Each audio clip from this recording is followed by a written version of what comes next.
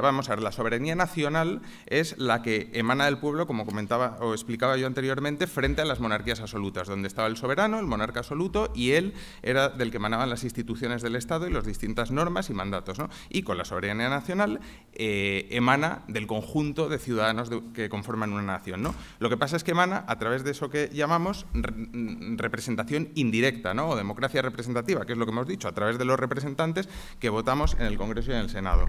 Bueno, y entonces Rousseau constata que la mayoría de soberanías nacionales no son soberanías populares. Es decir, ¿y cuál es la diferencia? Me diréis, pues la soberanía popular es aquella en lo que él dice que el representante, es decir, el diputado, el senador, el parlamentario de turno, es, le llamaba un, ¿cómo era? Un mero oficial o comisario, creo recordar que decía, ¿no? Simples oficiales o comisarios, es decir, algo más parecido a lo que a lo mejor podría existir en Estados Unidos, ¿no? En donde sí que es cierto que cada representante lo es de un determinado territorio y se debe más a sus votantes o a su circunscripción con independencia del partido al que pertenezca, y es más frecuente ver que a lo mejor un miembro del Partido Demócrata o Republicano vota en contra en cuestiones que son de interés del territorio al que pertenece, ¿no? Pues eso es la soberanía popular. Entonces, ahí no habría que confundir eso con lo que es el mandato imperativo. El mandato imperativo que estamos diciendo es lo que sería entiendo hoy, la disciplina de partido, ¿no? Lo que conocemos con la disciplina de partido, es decir, los partidos que tenemos en España, donde ya sabéis que existe una consigna de voto por parte del partido político, de manera que en el Congreso de los Diputados, sobre una determinada iniciativa legislativa, tienen que pronunciarse todos y votar en un determinado sentido, de manera que quien vota en un sentido contrario es susceptible de ser sancionado conforme a las normas del partido e incluso apartado del partido en casos extremos que hemos visto, ¿no? Pero lo uno no es incompatible con lo otro, es decir, nosotros podemos tener una soberanía nacional, que es la que proclama el artículo 1.2 de la Constitución, y por otro lado podemos tener una democracia, podemos tener una disciplina de partido, ¿no? Con lo cual no son incompatibles desde un punto de vista teórico. Entonces, hoy en día, si, hombre, quiero decir, creo que ninguno o sea, vamos, ya sería una situación donde habría cambiado los fundamentos de los partidos actuales, ¿no? Pero si Partido Socialista y Partido Popular, ¿no? Que entiendo que son los mayoritarios, optasen los dos por cambiar la forma del Estado a una república, evidentemente, al amparo de la disciplina de partido podrían hacerlo, ¿no? Y quien se abstuviese, desde luego sería sancionado. Lo que pasa también, es cierto, y ahí quiero recordar que la Constitución española, ya sabéis que tiene dos fórmulas. Digo, esto es la pregunta teórica y ya te la he dado respuesta, ¿no? Pero vamos, para no causar escándalo, la Constitución española, sabéis que reformarla no es fácil, se regula en el título 10º y hay dos sistemas de reforma, que es la simplificada del artículo 167 para la práctica totalidad de su contenido y luego la agravada del 168 para cuestiones muy concretas, que son el título preliminar, la sección primera del capítulo segundo del título primero, o sea, derechos fundamentales y libertades públicas,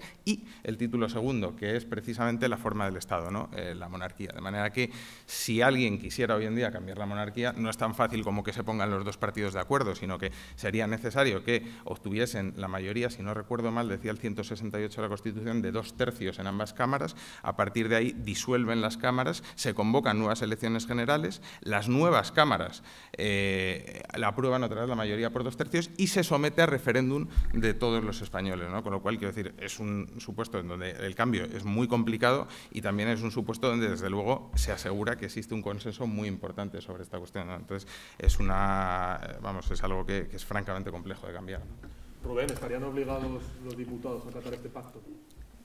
Y perdona, Rubén, que te interrumpa, yo he hablado desde el punto de vista estrictamente legal, no moral, ¿sabes lo que quiero decir? Otra cosa es la opinión moral que pueda merecerme si están obligados o no. Es ese... ¿Cómo que si están obligados? Si están obligados a cumplir el pacto, es decir, que el Partido Popular, el Partido Socialista, los dos líderes, como hemos hablado antes, ¿no? En un despacho, se sentasen a negociar, estarían obligados sus diputados o los diputados del Partido Popular y del Partido Socialista a cumplir este pacto. Es que estén obligados, es que es imposible, está blindado, 68.3 de la Constitución. O sea, vamos a ver, hay varias cosas que estamos confundiendo. Hemos hablado de proclamar una república, monarquía, eso son formas de Estado. La separación de poderes, que por cierto no es con el judicial, la separación de poderes es entre el legislativo y el ejecutivo, lo otro es independencia judicial. Se dijo, el espíritu de Montesquieu, el poder judicial es presque nil, casi nulo, no tiene poder como tal, políticamente, el ejercicio del poder. Pero respecto al tema del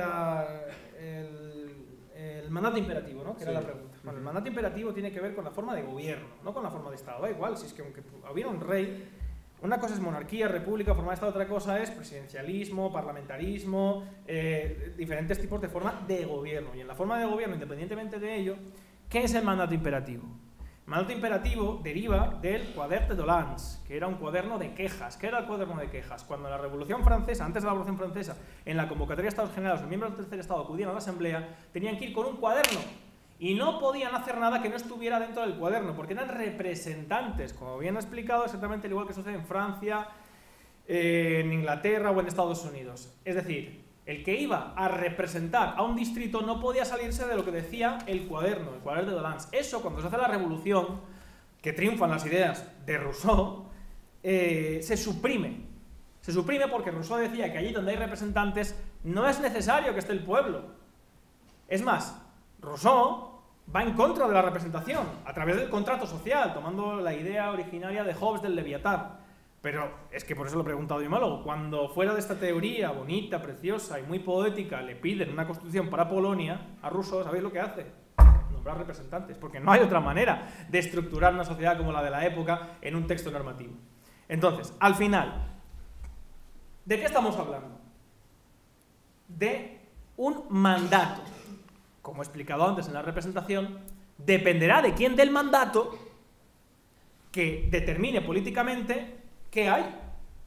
En España hay mandato imperativo, aunque esté prohibido en la Constitución. ¿Hay o no? Yo creo que sí hay mandato imperativo, ¿no? Cuando hay un señor en la bancada que ordena al resto de diputados lo que tienen que votar. Es más, cuando hay una disciplina del partido. Es más, cuando hay un acuerdo que está aprobado, publicado en el Congreso de los Diputados de expulsión y compromiso de todos los diputados y miembros del partido, de todos los líderes del partido, de todos los partidos, de no asumir en sus filas a un diputado que haya violado la disciplina del partido. Es decir, para el diputado que no es manso, que no se atiene a las órdenes del líder de su partido, es defenestrado del sistema de la oligarquía de la camarilla. Pero eso no tiene nada que ver con para lo que se generó el mandato imperativo. El mandato imperativo depende de si es del líder del partido, que es quien va a hacer las leyes a través del mandato imperativo con sus representantes que ha elegido él, que votamos, no elegimos, que es un matiz importante, y después las va a aplicar, o si es del distrito electoral que elige al representante. Porque si ahí se aplica el mandato imperativo, entonces sí. Entonces la pregunta no es si mandato imperativo sí, mandato imperativo no, sino es qué sistema político para la elección de representantes hay a la hora de hacer las leyes. Y si prima o no el mandato imperativo. Si los representantes son elegidos por los ciudadanos, elegidos, no votados, elegidos, entonces el mandato imperativo claro que tiene que operar. Pero es que es muy sencillo, es como si aquí, el auditorio que tenemos aquí, dirimimos en varios bloques que unos quieren privatizar la universidad y otros quieren que se mantenga pública. Vamos a imaginar dos grandes corrientes. Y eligen a un representante. Y ese representante, en vez de hacer lo que el grupo mayoritario ha elegido, le dan plenos poderes para hacer luego lo que él quiera. Y se reúne pues con una empresa, con otra, con el rector, y elige, en virtud de sus intereses, una cosa. Pero es que así es como funciona el Estado político en España a día de hoy. Es que esto no es nuevo.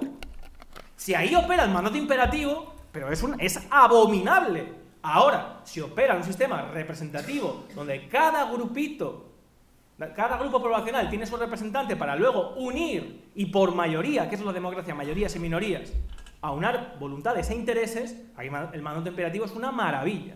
Por lo tanto, depende del sistema electoral. ¿Qué sistema electoral hay en España? 68.3. Por lo tanto, el mandato imperativo, aunque esté prohibido en la Constitución, opera. Y opera de manera abominable para garantizar el control del líder del partido.